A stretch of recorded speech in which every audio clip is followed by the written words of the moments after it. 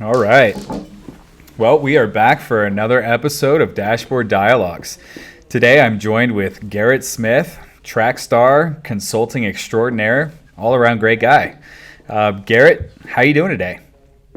I'm doing great. Thanks for the introduction. Good, good, absolutely. So we like to start, as I'm sure you know, we like to start by asking everybody, what's the first car that you had? What was that piece of metal that you were driving around when you were 16? Yeah, so my first car, most people's first car was a chick magnet. Mine was actually a chick car. I drove a 1987 Toyota Celica with the headlights that flip up, bright red. I call it a chick car because it was so saturated with women's perfume. It took two bottles of Polo to get the smell out. But that was my first ride. So yeah. All right, good, good. Did you have the pink fuzzy dice in the mirror to go with the perfume too? No, no. I tried to make it as masculine as possible. Okay. But once everybody got in the car, they knew that some beautiful woman owned it before I did. So Or at least she smelled really good, right? at least, yeah. All right. All right. So, our main topic today and what we're going to talk about really is we're going to talk about wholesale market, kind of what's going on in the industry right now. September 2nd. So, as I'm sure yourself, as well as all the dealers on Dealers Link are aware, September was a little bit of a wake up call for some guys, and the guys that had a little bit of insight, they weren't so shocked because they knew what was coming. But let's talk about that a little bit. What is your perception of the steep decline on JD Power and what's going on in the market with that? Yeah, it's been obviously it's been a wild couple years, and even wilder last couple months. We've seen a lot of decline starting in the middle of the year, May, June. We started seeing this trend, and going back and reviewing some of those drops with dealers. Some of them have been pretty significant, to the tune of five, six, seven, eight, $10,000 in the last few months, and so. I've kind of worked with dealers to just give them a little insight to say, look, we can't really acquire cars right now based on kind of a day trader status. We really need to look at this more of like a 401k situation and really start to project out 90 days or 120 days when we're acquiring inventory and really kind of plan for what essentially could be another drop. And the reason I tell them to forecast a little bit further when they're doing that now is because we've seen these massive drops, but then we'll see the market kind of level out and then we'll start to see it resurge again. So I'm hoping we're kind of coming to that point. And a lot of it doesn't make a lot of sense really behind the scenes when you look at it because inventory levels have never been lower. New cars still aren't hitting the lot. We have all these factors that should be continuing to drive used car prices up, but I think the market, the banks, the valuation tools just have to do this course correction every so often. Otherwise, they're lending money, crazy money on cars that they probably shouldn't be.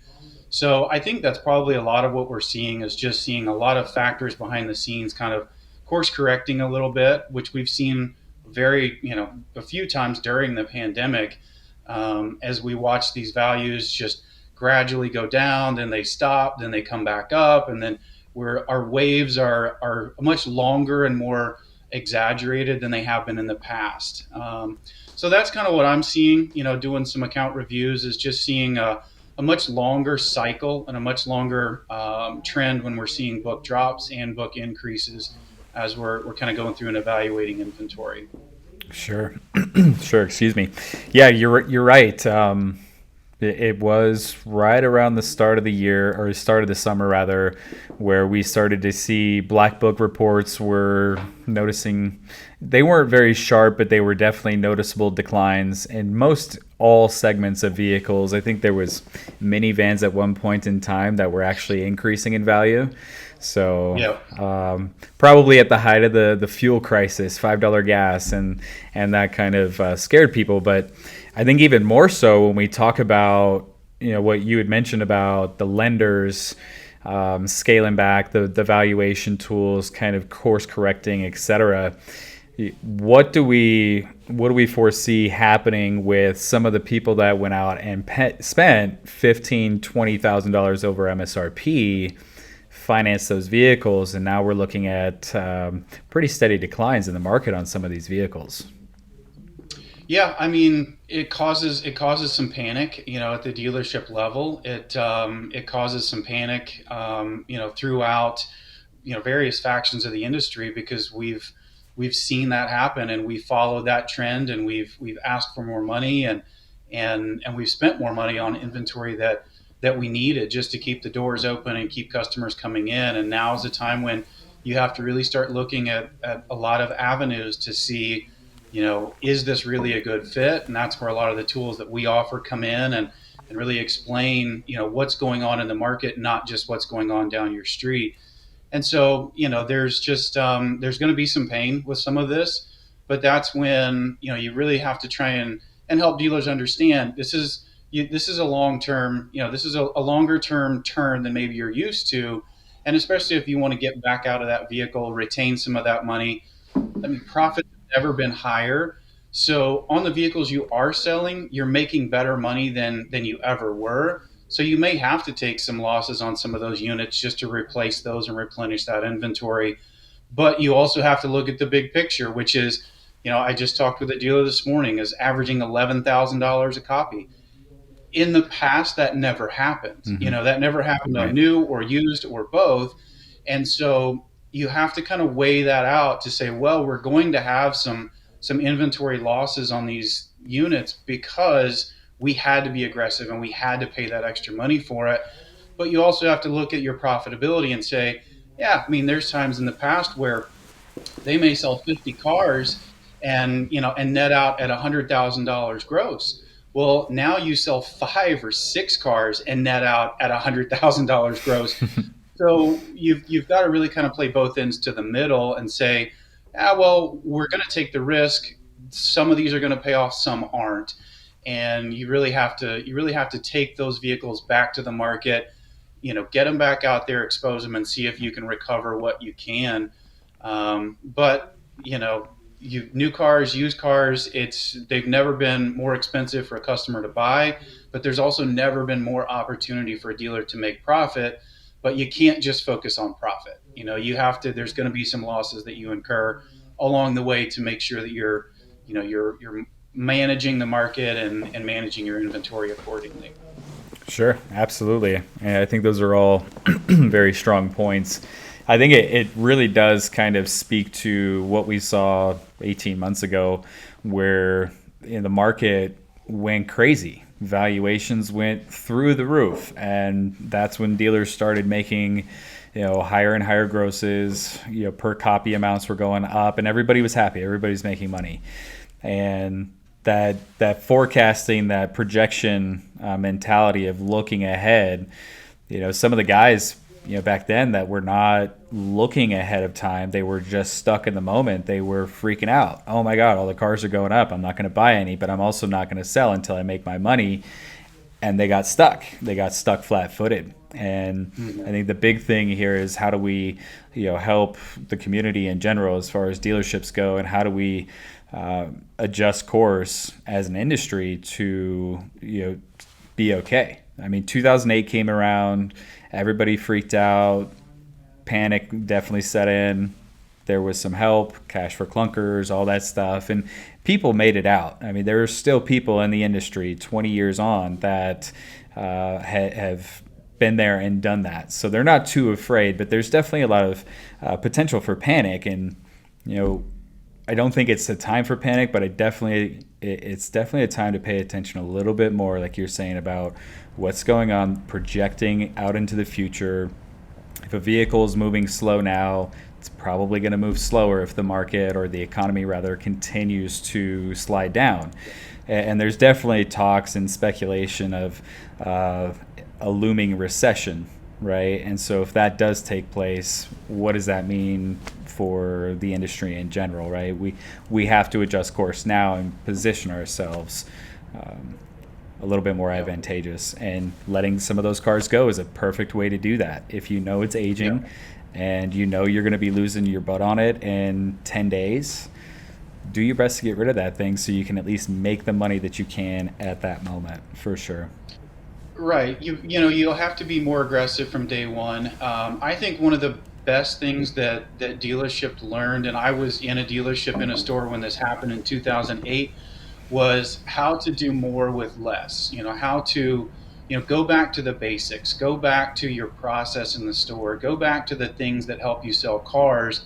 And sometimes we get lost when we, especially in a case like this, where we've made all this money and we've set this new bar, this new threshold. And sometimes you just have to go back to the basics. You have to re-educate your staff on how to sell cars.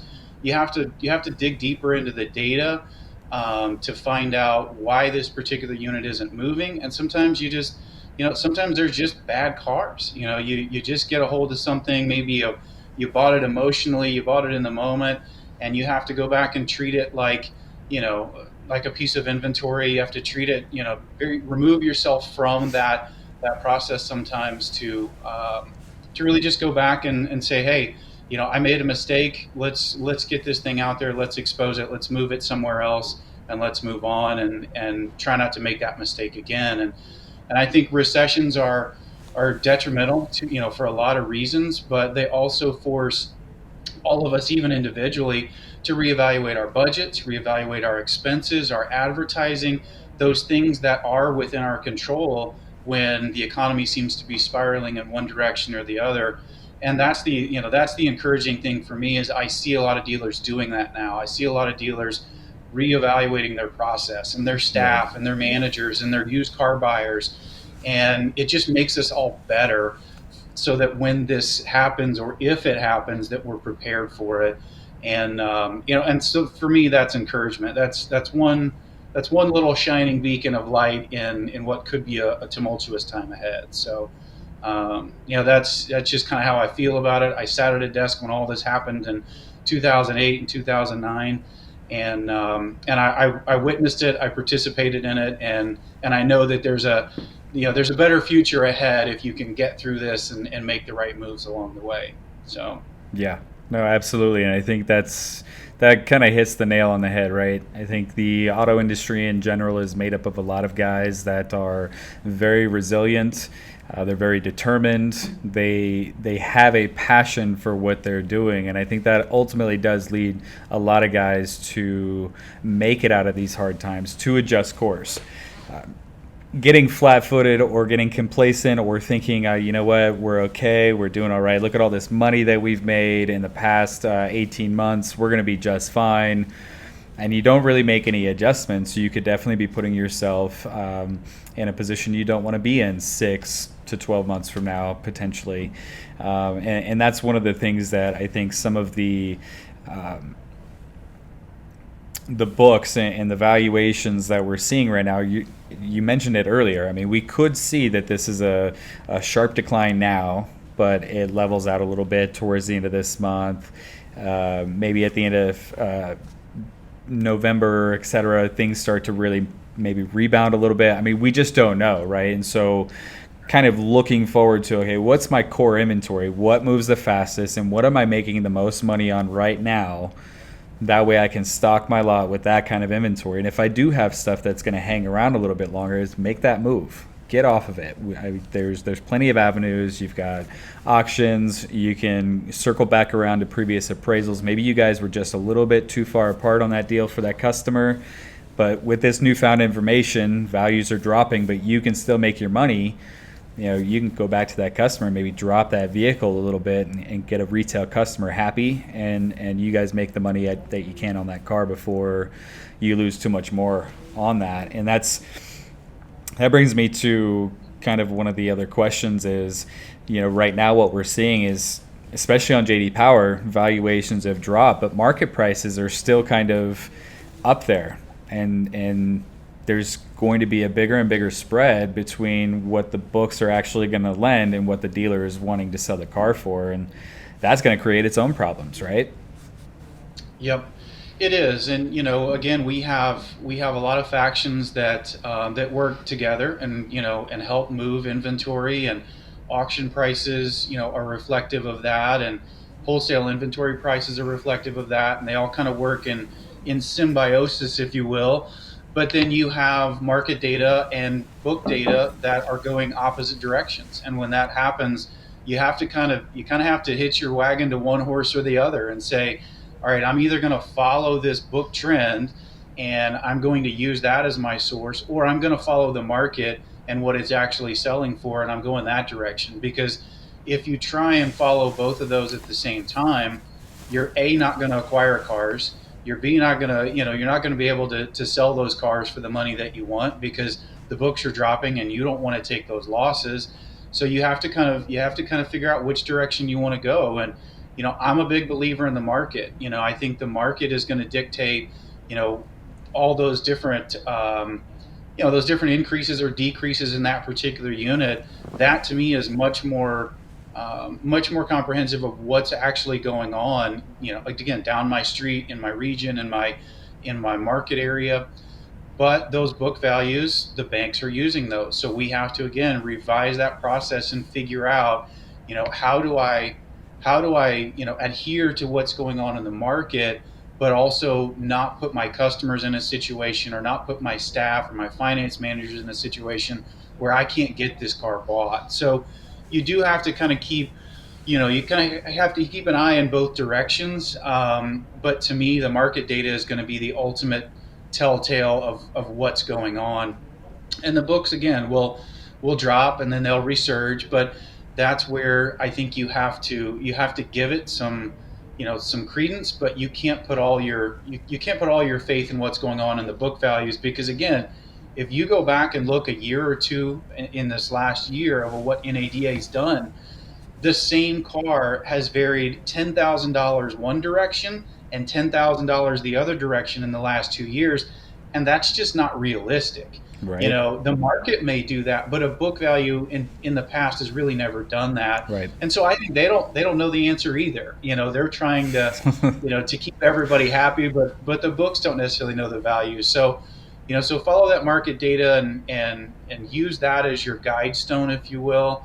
And then, obviously rely on that book data if you need to justify it with the bank. But adjust your prices based on that. And you may have cars that only qualify for cash customers because that the market dictates that. And that cash customer may not be a retail deal. That may be another dealership. That's also a cash customer. Mm-hmm. Yep. So, you have to look at it that some of those vehicles may fit that mix, may fit that book value, and some just may not. They may have to qualify for a dealer to dealer sale, or just a retail customer that has cash available to buy that. So there's just so many different avenues to move this inventory, but you do have to just kind of decide at some point, am I following the market or am I following the books? And the books are going to lead you down a path where you may not be able to survive some of those drops if that's what you're adhering to. But the market data will always let you survive and strive, because it's going to ebb and flow and it doesn't change that wildly, like we've seen the books change lately. The trends are much slower, Yeah. they're much smoother, and those are what cars are actually selling for, not what they're being financed for. So Sure. Absolutely. Absolutely. All right. So, one final question for you, just to kind of close out the show. Give me two things that you're looking forward to for the rest of this year and going, I guess, into the beginning of next year, just in general with the auto industry, wholesale values, do new cars pick up, like whatever your thoughts are. I want two things that you're thinking about that you're excited for. yeah, so a couple things. One is new inventory is slowly coming back, which is great. That I think that gives the industry a little bit more flexibility as far as what they can sell on the lots. And you can see dealers are smiling again because truckloads of cars are rolling back in, and you start to see this energy. So that's one thing that I think is pretty optimistic and exciting. But the other thing is just some stability. We've gone through the pandemic, we've gone through the mask, the lockdowns, all these various different factors, and just to see, some stability back in our home lives, our work lives, the dealerships, the inventory. It may not all be good, it may not all be bad, but it's starting to feel normal again, I guess, if we can use that term, very loosely, but use that term again. And I think just some normalization in this business is what we've all kind of craved the last 2 years. So getting back to having some cars to sell and seeing some normalization, I think, are two big things that I'm really optimistic for, and looking forward to as we get into the last quarter of the year, and closing out what I think is going to be probably the most profitable year for most, if not every, dealership out there, and we're all going to celebrate together in the end. Cool, sweet. Well, definitely picked up on the Old Spice tone, so be ready for the nickname to come, Garrett. We're gonna call you probably Mr. Old Spice or something. Love that. That was great. It was very classic. So I thought I silenced it, but I got one call snuck through. So hey, no worries, no worries. Impromptu moments are always great. So really appreciate your time. Definitely thank you for joining us today, and we will talk with you later. absolutely, keep that big dealers link energy going. Absolutely. Take care. Thank you for joining us today for another great episode of Dashboard Dialogues. You can follow and listen to Dashboard Dialogues on YouTube, Apple Podcasts, Spotify, and Google Podcasts. Also, remember to follow our socials on LinkedIn, YouTube, Twitter, Facebook, and Instagram.